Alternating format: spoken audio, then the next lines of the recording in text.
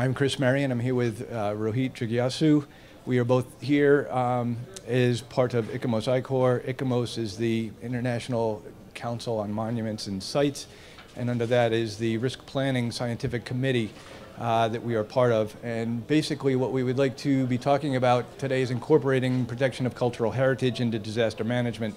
There's obviously loads of discussions going on with disaster management this week. We just wanted to make sure there hasn't been a lot in terms of looking at cultural heritage and the important role that it plays and how we can go about better preparing and protecting that, as well as following up when disaster does happen and being able to repair those effectively. So just starting out looking at priorities, obviously life safety, we don't want to be stepping over that. Very, very important in terms of during a disaster, both evacuating people, the search and rescue operations, and the medical component. We feel, though, cultural heritage plays a very, very significant role in society, and a lot of times that doesn't get addressed to the detail that it does. I would like to just start out just talking through a little bit about what cultural heritage is, so that we all are kind of on the same plane there. It comes in a number of different forms. A lot of times it's considered from tangible and the intangible aspects, and just looking at tangible. It's immovable in terms of buildings, in terms of monuments and so forth, historic buildings, churches, places of worship. We also have here bridges, such as the Capelbrook Bridge here in Switzerland, the Cutty Sark that had a fire there a few years ago, but these are all part of our cultural heritage. Namdaemun in Korea, which had a fire a couple of years ago, but these national monuments that are all part of our cultural heritage in different ways. We also have movable, tangible cultural heritage in forms of paintings and sculptures, pottery, tongas, wall hangings, and so forth. We then get into intangible cultural heritage, which is more, obviously, not so much the physical form, but in terms of oral traditions, performing arts, dance, and so forth, that we need to make sure that that carries on as well. Natural heritage, obviously, as well as underwater heritage. So heritage is a very broad definition, and there's loads of them on the web. I tried to define that. I think it'd just be easier in pictures. So we just take a look at what's been happening with regards to heritage over the years and some of the impacts from disasters and a number of different disasters. We have various earthquakes impacting our heritage, places of worship. So we've seen pictures before, so it's not just buildings but also the contents of those buildings and the artifacts that have been in there and may not have been appropriately protected and stabilized as shelving and so forth that we're losing. Floods, as you can see, have a drastic impact on heritage. Wildfires, volcanoes, getting into landslides. I'm still not sure why this guy is still there taking photographs, but I don't know if I would. Disasters can be, yeah, sure. Disasters can be on a very, very broad scale. They can also be on a much smaller scale, contained to a building. As we have here, numerous fires have happened over the years, over the centuries. This is a recent fire in Istanbul at the train station back in November 2010. So we look also at the heritage losses. We have losses occurring due to the disaster, but then also following on from the disaster, there is also the potential for ongoing destruction to these. So part of this is just, as we've seen, that looking at demolition, people coming in and just demolishing things, trying to get things out of the way, or they look at it and they don't think that it's stable and they begin to tear things down before proper assessments have been made. And we've seen some of this recently in Christchurch, where buildings are being taken down before really appropriate assessments have been undertaken.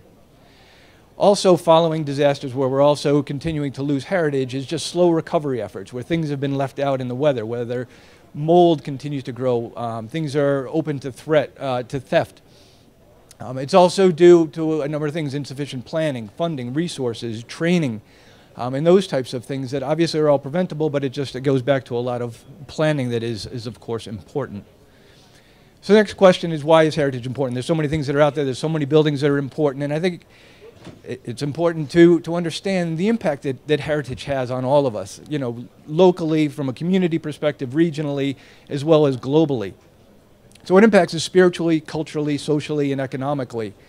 They are oftentimes places of worship and spiritual centers. They're places for people to meet and strengthen relationships with their community. It gives them a sense of local as well as regional identity and a sense of pride in their community. And it also bridges, and provides a link to people's past and their heritage as well. they become an invaluable educational resource just in terms of what has been done in the past. And looking at going forward, there's a lot of great things that have been done in terms of building.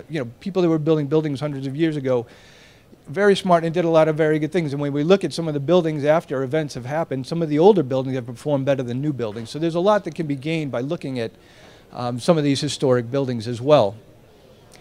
We talked about pride just as a physical anchor.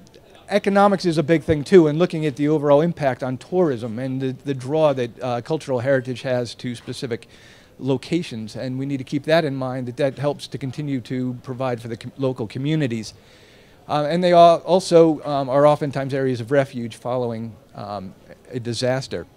So I'm not going to get into this specifically, but I just wanted to say, I mean, everything else that we've been hearing this week in terms of how we go about planning for disasters, what we do during disasters, what we do for recovery from disasters, all applies in terms of what we're doing for heritage. And what I wanted to talk about for a couple of minutes was just looking at how cultural heritage fits into that framework without getting into the rest of the framework.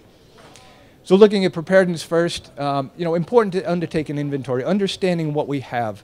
If we have to go back in and recover that, it's important to at least have a baseline in terms of what we need to be recovering. Looking at the overall vulnerability, of course, I mean, we do that with regards to other buildings, but also trying to understand, the construction of these older buildings and the conditions and where they're located. A lot of the times, they may be within floodplains or up on cliffs and so forth, that they may be particularly vulnerable. One of the other things is just raising awareness is very, very important. Just letting the local community, oftentimes, from the States, and a lot of times we don't know what the building down the street represents and the historic significance, and I think outside of the States people are much better at that, but I think it's a very important component that the community and the people know what that represents and that they can help better protect that. And then undertaking a cost benefit to just look at the driver that it has from an economic perspective, and hopefully that helps increase the funding available to be able to better prepare for disasters. The next kind of set of thoughts is just looking at documenting the indigenous construction methods that we talked about before that can be somewhat superior to things that we do today, and documenting that and doing research to see how well that may stand up to different types of disasters that may occur. Also preparing inspection and maintenance guidelines. As we go forward, we're checking and monitoring this to make sure that that's not being degraded, and if we need to put in interim mitigation measures, that they are able to be put in place.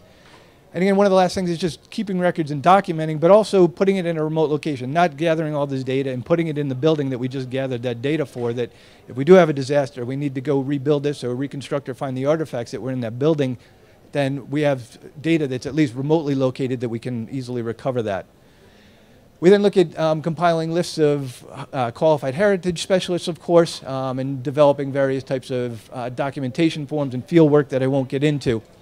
One of the other very important components that we've found is just looking at working very closely with emergency responders. The more they know, the more they can be sensitive in terms of undertaking operations, for instance, during fires, that they're not breaking out stained glass windows that are a couple of 100 years old to vent the fire and so forth, that they understand the particular characteristics and unique aspects to it, and can help in terms of before, during, as well as after the event.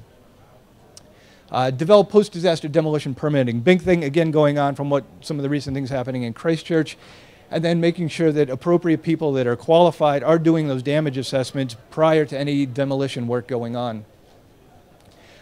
Further on with preparedness is just identifying and integrating and looking out to the international community if that's appropriate, and to be able to get them involved, and also looking internationally. One of the things that somebody was saying with regards to FEMA was just if you don't develop mitigation plans in accordance with FEMA, or at least have something in place, then you may reduce your chance of getting funding.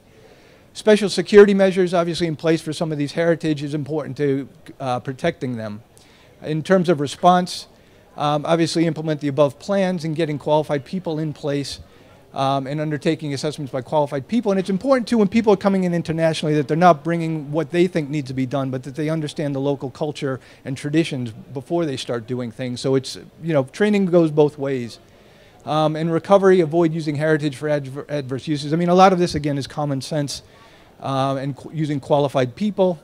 And when we go to rebuild, using a risk-informed approach, that we don't have, mitigation efforts going on while buildings are under fire, that we're not having helicopters dropping large amounts of water on buildings causing further damage and so forth. For the last couple of minutes, I just wanted to talk briefly about I-Corps. I mean, they're one of the few international groups that are pushing in terms of trying to further what's happening in disaster risk mitigation efforts for cultural heritage. It is the International Committee on Risk Planning under ICOMOS, which is a 10,000 person member organization, and we are the ones within that organization focusing on risk preparedness. Somewhat good-sized group, 40 professionals, 25 countries represented. What do we do? A lot of promoting, obviously, protection of heritage.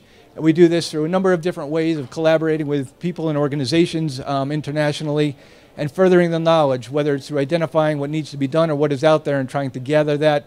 A lot of capacity building, locally, globally, disseminating information, developing documents.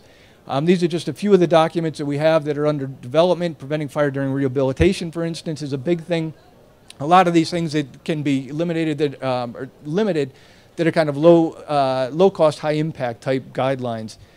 Various toolkits and international training courses that have been going on. Again, a lot of collaboration with international organizations such as international and national committees of the Blue Shield, which go in after disasters and looking more at the built environment side of things as opposed to the Red Cross. And ICRAM out of Rome, and doing a significant amount of work with them in terms of the training and capacity building with them. So the last thing is just we do have a conference coming up, and there's a lot of valuable knowledge here amongst a lot of other people that are involved with risk planning. And we are opening that up in terms of coming and looking at sharing experience and expertise and the possibilities of professional heritage in crisis areas. We've got some information in the back in terms of applying abstracts are due in a couple of weeks. So anybody interested in that or just being part of I-Corps, we'd be more than happy to talk. And Rohit is here in the back. Rohit is the president of that committee and involved with a lot of other things globally. But we will be around after to answer questions or let you know how to get more involved.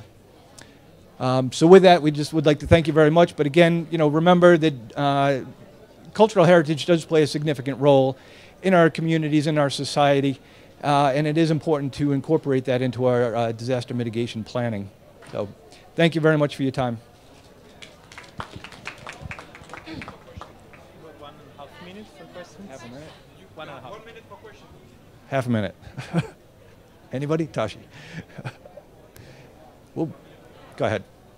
So do you have any efforts to... Okay, basically you cannot keep all the heritage. Some things Yes. need to be destroyed. Right. So maybe you digitize things. Is there an effort to digitize buildings? I mean, that would be the All of recommendation, that. is that So you people cannot start to keep digitize. everything. I mean, we're trying to be realistic, You right? need to modernize, and some buildings need to go. And Right. But it's more looking at, making sure that people are there at the table making the right decisions for the right reason.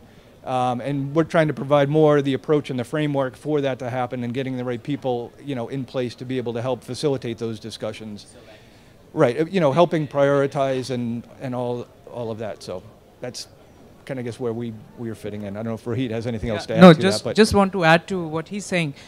We also, what happens many times is that because heritage is not documented, so many times they're just pulled down because people think they are weak buildings and they don't deserve to be there, especially the rescue teams which come in. So just having a little knowledge about what is important helps to at least rescue some of those buildings, not all.